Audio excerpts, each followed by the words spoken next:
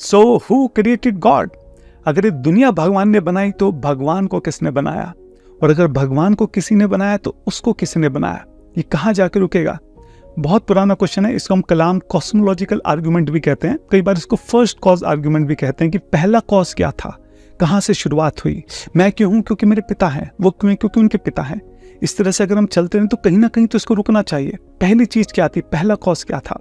Actually मैंने अपनी last video में बताया था कि जो भी चीज डिजाइंड है उसके लिए किसी क्रिएटर की जरूरत है, और ये यूनिवर्स डिजाइंड है, यानी कि इसके लिए किसी क्रिएटर की जरूरत है और केवल भगवान ही इसको क्रिएट कर सकते हैं।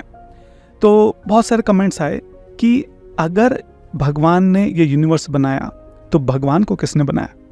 बहुत जेन्युइन क्वेश्चन है। तो इस वीडियो में हम उसी को आंसर करने की कोशिश करेंगे। पिछली वीडियो का लिंक मैं यहाँ ऊपर प्रोवाइड कर दूंगा और नीचे फर्स्ट कमेंट और डिस्क्रिप्शन में भी डाल दूंगा, आप चाहें तो देख सकते हैं। तो चलिए शुरू करते हैं।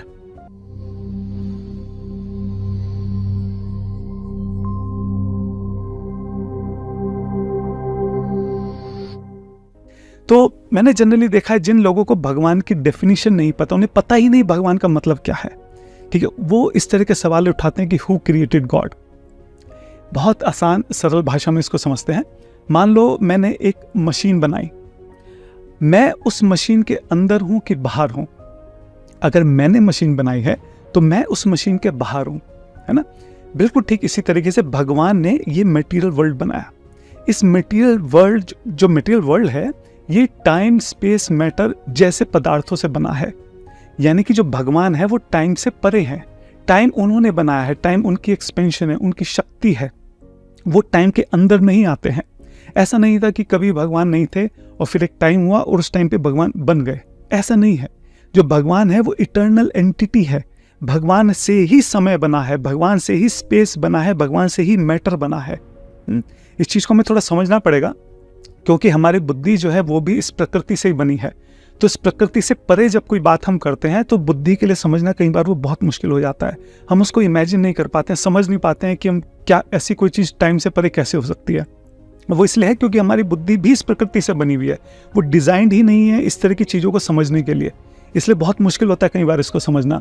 तो पहले हम यहाँ पे भगवान की डेफिनेशन को क्लियर करते हैं। भगवान की डेफिनेशन है one who is spaceless, space से परे हैं, टाइमलेस, टाइम से परे हैं, इमटेरियल, मटेरियल नहीं है वो, powerful, moral, personal, intelligent being in the ground of reality. ये भगवान की डेफिनेशन है कि वो इन सब चीजों से परे हैं। ये सब चीजें उन्होंने बनाई है। अब इसी बात को थोड़ा और ज्यादा जाके डीप में समझेंगे, थोड़ा टेक्निकल भाषा में समझेंगे, ताकि और बहुत अच्छे से चीज समझ में आए। तो जब हम बोलते हैं कि अगर कोई चीज बनी है तो इसको किसने बनाया है, इसको लॉ ऑफ कॉजेलिटी बोलते हैं। बेसिकली इसका मतलब यह है कि अगर कोई चीज बनी है या किसी चीज में परिवर्तन हो रहा है, कोई चीज चेंज हो रही है, उसके पीछे जरूर कुछ ना कुछ कारण होगा। बिना कारण से कोई चीज बनती नहीं है, बिना कारण से कोई चीज चेंज नहीं होती है। ये लॉ ऑफ कॉजेलिटी है। लेकिन अगर कोई चीज हमेशा से है तो उसके लिए हमें किसी कारण की जरूरत नहीं है।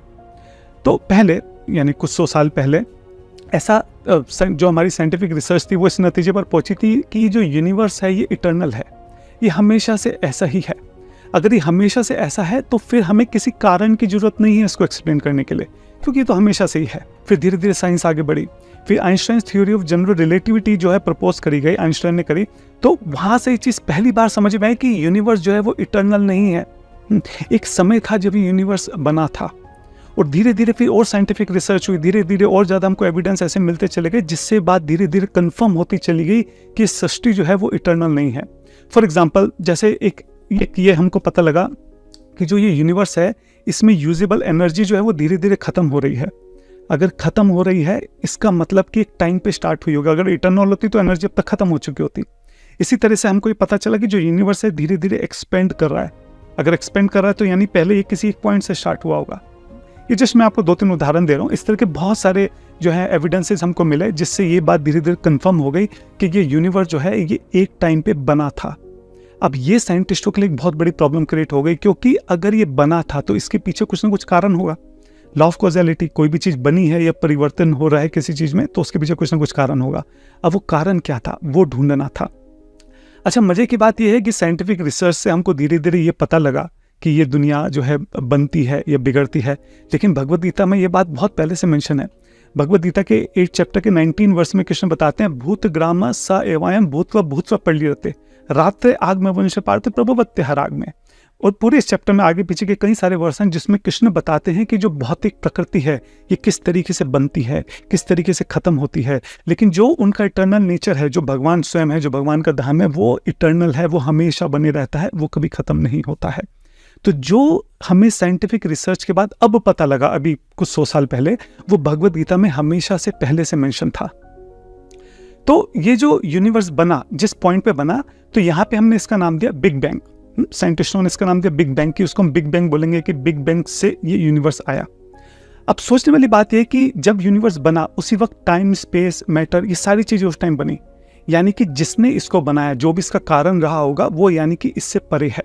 लेकिन ये सोचने वाली बात है कि जिसने ये यूनिवर्स बनाया, अगर हम यूनिवर्स देखें कि किस तरह से काम करता है, तो बहुत ही ज़्यादा कॉम्प्लेक्स है, बहुत ज़बरदस्त डिज़ाइंड है, बहुत अच्छे से ट्यून किया गया है। लॉ ऑफ नेचर किस तरीके से काम करते हैं, यहाँ पे जो एनर्जीज हैं वो किस तरीके से काम करते हैं, ये सारी चीज़ें हम बहुत अगर डिटेल में समझें, इसके ऊपर मैं अलग से कभी वीडियो बनाऊंगा कि फाइन ट्यूनिंग आर्ग्यूमेंट, ये बहुत स्ट्रॉन्ग आर्ग्यूमेंट एक्चुअली, जब हम ये बात करते हैं कि भगवान है या नहीं, उसमें जो जो आर्ग्यूमेंट्स आते हैं, जैसे ये कॉस्मोलॉजिकल आर्ग्यूमेंट के ऊपर हम बात करें, फर्स्ट कॉज आर्ग्यूमेंट, इसी तरह की डिज़ाइन आर्ग्यूमेंट है। अभी मैं डिटेल दूंगा तो बहुत लंबा वीडियो हो जाएगा, लेकिन एक अलग से मैं वीडियो बनाऊंगा, उसमें बताएंगे कि जो यूनिवर्स है कितना ज़्यादा परफेक्टली डिज़ाइंड है, यानी कि जिसने इतना परफेक्ट डिज़ाइन बना है वो खुद कितना इंटेलिजेंट होगा, जिसने इतना बड़ा यूनिवर्स बना दिया वो खुद कितना ज़्यादा ताकतवर होगा। और जैसे मैंने बोला कि टाइम, स्पेस, मैटर तो भी बनाई है। तो बेसिकली मैं पॉइंट ये बोलना चाह रहा हूँ कि जिस कारण से, जिसने ये बिग बैंग करा और जिसकी वजह से इतना बड़ा यूनिवर्स स्टार्ट हुआ, वो टाइमलेस, स्पेसलेस, इमैटेरियल है, बहुत पावरफुल है, बहुत इंटेलिजेंट है और पर्सनल है, क्योंकि पर्सनल चॉइस है बनाना। इम्पर्सनल फोर्सेस जो हैं किसी चीज़ को बनाती नहीं है, डिज़ाइन नहीं करती हैं। अब साइंटिस्टों के आगे बेसिकली इस चीज़ का क्लैरिफिकेशन नहीं है कि वो क्या कारण था या क्या हो सकता है जिसकी वजह से ये बना, लेकिन हमको समझ में आ गया कि जो है वो टाइमलेस, स्पेसलेस, इमैटेरियल, पावरफुल, पर्सनल और इंटेलिजेंट, इस तरीके से है वो। तो अब इस चीज़ का नाम दिया, इसको बोलते हैं नथिंगनेस। नथिंग है, नथिंग से ये सब हुआ। फिलहाल हमारी रिसर्च यहाँ तक पहुँची है। अच्छा जी, अब ये नथिंग क्या है? नथिंग का मतलब होता है कुछ भी नहीं, मतलब आप कुछ भी अगर सोच रहे हो तो यानी कि वो समथिंग है। नथिंग का मतलब एब्सोल्युटली नथिंग। तो उसको डिफाइन करने के लिए नथिंग को डिफाइन करना पड़ेगा। Nothing is what rock things. एक पत्थर सोचिए, एक पत्थर क्या सोच रहा है? अगर आप एक पत्थर को इमेजिन करें तो वो क्या सोच रहा है? वो जो सोच रहा है वही नथिंग है। पत्थर तो क्या सोचेगा? कुछ नहीं, तो वो नथिंग है। तो ये बड़ी बहुत अजीब सी ये जो है फिलहाल हमारे पास एक्सप्लेनेशन है कि नथिंग से पूरा सृष्टि जो है वो अचानक से क्रिएट हो गई। इतनी फाइन ट्यून्ड, इतनी अच्छे से जो डिजाइन्ड सृष्टि है वो नथिंग से आ गई। अच्छा, जो थीस्टिक साइंटिस्ट हैं उनका कहना है कि जो spaceless, timeless, इमैटेरियल, powerful, personal, intelligent being है, जिसको ये लोग नथिंग बोल रहे हैं, हम उसको गॉड बोलेंगे। ठीक है, तो इसी तरह से अगर हम अपने स्क्रिप्चर्स में देखें तो उसमें क्लियरली मेंशन है कि किस तरह से भगवान से ये सृष्टि आई है। भगवान जो है सब कारणों के असली कारण है। अगर हम ब्रह्म संहिता देखें तो उसका जो पहला ही वर्ष है, बहुत फेमस, बहुत इंपॉर्टेंट वर्ष है, ईश्वरा परमा कृष्ण सच्चिदानंद विग्रह अनादिर आदिर गोविंदा सर्व कारण कारणम। अनादिर आदिर, आदिर है वो, मतलब उनसे पहले कुछ नहीं था। सर्व कारण कारणम, सारे कारणों के अंतिम कारण है वो, उनका कोई कारण नहीं है। जैसे बोलो ना फर्स्ट कॉज, जो फर्स्ट कॉज है वो वही है, उनसे ऊपर कुछ नहीं है, उनका और कोई कारण नहीं है। इसी तरह भगवद गीता के हम 10.8 वर्ष में देखें तो भगवान कृष्ण बोल रहे हैं, अहम सर्वस्य प्रभवो मता सर्वम प्रवर्तते। ये पूरी सृष्टि जो है वो मेरे से आई है, पूरा मटेरियल वर्ल्ड, इनफैक्ट जो स्पिरिचुअल वर्ल्ड, सब कुछ जो भी चीज मैनिफेस्ट है वो सब उनसे आ रहा है। एकदम क्लियर भगवद गीता में भगवान श्री कृष्ण बोल रहे हैं। इसी तरह 11.32 में भगवान कृष्ण बोलते हैं, कालो अस्मिन लोका, ये जो समय है ये मेरे से आ रहा है, मेरी शक्ति है। समय जिसके हम टाइम, जिसके बारे में हम बार बार हम जिसके बारे में बात करें, भगवद गीता में क्लियरली कृष्ण बोल रहे हैं कि वो मेरे से ही आ रहा है। ठीक है, 7.5 में भगवान ये बात बोल रहे हैं कि जो स्पेस है, मैटर, ये सब मेरे से आ रहा है। 7.10 में कृष्ण बोल रहे हैं, तेजस तेजस्व नाम अहम। ये जो शक्ति है, पावरफुलनेस जिसके बारे में हम बात करें कि मोस्ट पावरफुल होना चाहिए, भगवान बोल रहे हैं वो मेरे से आ रही है। 7.8 में कृष्ण बोल रहे हैं कि जो इंटेलिजेंस है ये मेरे से आ रही है, I am the most intelligent. 15.15 में कृष्ण बोल रहे हैं सर्वस्य चाहम हृदय से निविष्टो मता स्मृतिर ज्ञानम अपोहनम चा। ये जो इंटेलिजेंस है, जो नॉलेज है, ये मेरे से आ रही है। 12.2 में कृष्ण बता रहे हैं कि किस तरह से वो पर्सनैलिटी है। तो जो भी हम यहाँ पे हम बात कर रहे हैं कि जो भगवान है वो स्पेसलेस हो, टाइमलेस हो, इमैटेरियल हो, पावरफुल हो, पर्सनल हो, इंटेलिजेंट हो, ये जितनी भी हम चीज़ें बात कर रहे हैं कि जिसने ये सृष्टि बनाई उसका ऐसा होना जरूरी है। भगवत गीता में हर जगह कृष्ण बार बार बोल रहे हैं कि मैं ऐसा हूँ, मैं ऐसा हूँ, मैं ऐसा हूँ, मैं ऐसा हूँ।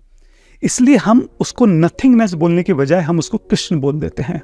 तो अगर हम ध्यान से सोचें, God is not possibility of existence, he is the pre condition of existence. ऐसा नहीं है कि कई सारे कारण हो सकते हैं भगवान ने बनाया, ऐसा नहीं है। भगवान का होना जरूरी है, तभी ये सृष्टि बनेगी। इसलिए जेम्स टूर एक बहुत बड़े नैनो साइंटिस्ट हैं, उन्होंने एक बहुत अच्छी बात बोली। उन्होंने बोला, only a rookie who knows nothing about science would say science takes away from faith. If you really study science it will bring you closer to God. वो बोल रहे हैं कि जिन्होंने साइंस वगैरह ज़्यादा पढ़ी नहीं होती, जिन्हें कुछ ज़्यादा पता नहीं होता, उनको ऐसा लगता है कि साइंस पढ़ने से तुम भगवान से दूर चले जाओगे। एक्चुअली में अगर तुमने साइंस पढ़ी है, तुम ध्यान से पढ़ोगे तो तुम्हें समझ में आ जाएगा कि साइंस एक्चुअली तुम्हें भगवान के करीब ही लेकर जा रही है। और यही कारण है कि आप देखिए, भारत के भी जो बड़े बड़े साइंटिस्ट हुए हैं, हम APJ अब्दुल कलाम को जानते हैं, वो भी थीस्ट थे। अभी हमने पीछे देखा इसरो के साइंटिस्ट जिन्होंने चंद्रयान जो है चंद्रमा पे उतार दिया, जो आज तक बाकी देशों के बड़े बड़े साइंटिस्ट नहीं कर पाए, वो सारे साइंटिस्ट जो हैं वो मंदिर जा रहे हैं। और मैंने एक वीडियो में, इससे थोड़े दिन पहले मैंने एक वीडियो रिलीज़ करी थी, उसमें मैंने 60 दिखाया था कि 60% साइंटिस्ट जो हैं आज के टाइम में दुनिया में, वो एक्सेप्ट करते हैं कि हाँ भगवान का अस्तित्व है, वो खुद थीस्ट हैं।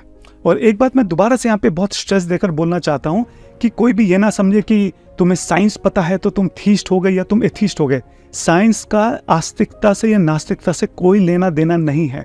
साइंस जो है वो न्यूट्रल है। साइंस को इस चीज़ से कोई मतलब नहीं है कि भगवान है या भगवान नहीं है। साइंस जो है सिंपली इस पूरे नेचर को ऑब्जर्व करती है और साइंस इस चीज़ को डिस्कवर करती है कि नेचर काम कैसे करती है, क्या क्या लॉज हैं, और उन लॉज का इस्तेमाल करके साइंस एप्लीकेशन बनाती है ताकि हम अपनी जो रोज़मर्रा की ज़िंदगी है उसको कंफर्टेबल बना सकें। ये दुनिया कैसे काम करती है और इसको हम कैसे यूज़ कर सकते हैं अपनी लाइफ को कंफर्टेबल बनाने के लिए, ये काम है साइंस का। साइंस से इसका कोई मतलब नहीं है कि भगवान है या नहीं, या फिर इस सृष्टि जिसको साइंस ऑब्जर्व कर रही है इससे परे कुछ है या नहीं है। इसलिए आप देखिए कि बहुत सारे साइंटिस्ट जो हैं वो थीस्ट होते हैं, बहुत सारे जो हैं वो एथीस्ट होते हैं। जो एथीस्ट हैं वो इस साइंटिफिक रिसर्च का यूज़ करते हैं अपनी बात को रखने के लिए। इसी तरह जो थीस्टिक साइंस है वो इस साइंस का इस्तेमाल करते हैं अपनी बात को रखने के लिए। लेकिन साइंस जो है वो अपने आप में न्यूट्रल है। साइंस ना तो थीस्ट है ना एथीस्ट है। इसके ऊपर भी मैंने एक वीडियो बनाई थी जो मैं डिस्क्रिप्शन बॉक्स में लगाऊंगा। अंत में जो ये लोग वीडियो देख रहे हैं, मेरा उनसे हाथ जोड़कर निवेदन है कि आप कृपया करके अभी एथीस्टिक जो माइंडसेट के जो लोग हैं उनकी बातें या उनकी किताबें अभी मत पढ़िए। आपको अगर लॉजिकली समझना भी है कि भगवान है या नहीं है तो थीस्टिक साइंटिस्ट जो हैं उन्होंने भी कई सारी किताबें लिखी, बहुत अच्छी अच्छी फेमस किताबें हैं, आप उनको रेफर कीजिए, आप उनको पढ़िए। तो उसमें जो आर्ग्यूमेंट्स है उससे आपका फेथ जो है वो मजबूत होगा। जब तक आप अध्यात्म के रास्ते पर मजबूत नहीं हैं, आगे अच्छे से नहीं बढ़ गए हैं, अगर आप एथीस्टिक लोगों को सुनेंगे, उनकी बातें सुनेंगे, उनके आर्ग्यूमेंट सुनेंगे या ऐसी कोई किताब पढ़ेंगे तो आपका फेथ जो है वो डेफिनेटली डगमगा जाएगा, क्योंकि उनके तर्क भी कोई हल्के नहीं हैं, उनके तर्क भी बहुत ज़्यादा स्ट्रांग हैं बहुत। तो फिर आपको अपना जवाब ढूंढना पड़ेगा। जवाब ढूंढने के लिए कोई नहीं मिला तो इतनी देर में आपका समय खराब होगा, आपको कन्फ्यूजन आपके दिमाग में बनी रहेगी। और अगर कमज़ोर उसके हुए फेथ के हुए तो हो सकता है कि आप अपने रास्ते से डगमगा जाएं। ये जो मनुष्य जीवन है बहुत दुर्लभ है, बहुत मुश्किल से मिला है। हमारे साधु संत कितना त्याग कर रहे हैं किसी तरह से हमको बचाकर सही रास्ते पर लाने के लिए। दिन रात वो दर्द में है, उसके बावजूद वो कोशिश कर रहे हैं कि किसी तरह से हमारा भला हो सके। तो हमारी भी अपने प्रति जिम्मेदारी बनती है कि हम जिस रास्ते पर आगे बढ़ रहे हैं उस पर मजबूती से आगे कैसे बढ़ सकते हैं। तो ऐसे लोगों से, ऐसी लोगों की बातों से, ऐसी किताबों से दूरी बना के रखना भी हमारी जिम्मेदारी है। अब मैं ये नहीं कह रहा मत पढ़िए, आप पढ़िए। जो थीस्टिक साइंटिस्ट हैं, जो आस्तिकवादी साइंटिस्ट हैं, उन्होंने बहुत किताबें लिखी हैं। मैं कुछ किताबें जो है डिस्क्रिप्शन बॉक्स में जो है उनको रेफर भी करूंगा, आप उनको पढ़िए। उसमें बहुत अच्छे अच्छे आर्गूमेंट हैं जिसमें बता रहे हैं कि भगवान कैसे हो सकते हैं। तो आप अपना ध्यान रखिए। अगर आपको वीडियो अच्छी लगी तो भी आप मुझे बता सकते हैं कि आपको क्या समझ में आया, ताकि मुझे समझ में आए कि आपको कुछ समझ में आया बात। और कुछ प्रश्न है तो वो भी आप इसके कमेंट बॉक्स में लिख सकते हैं। हरे कृष्णा।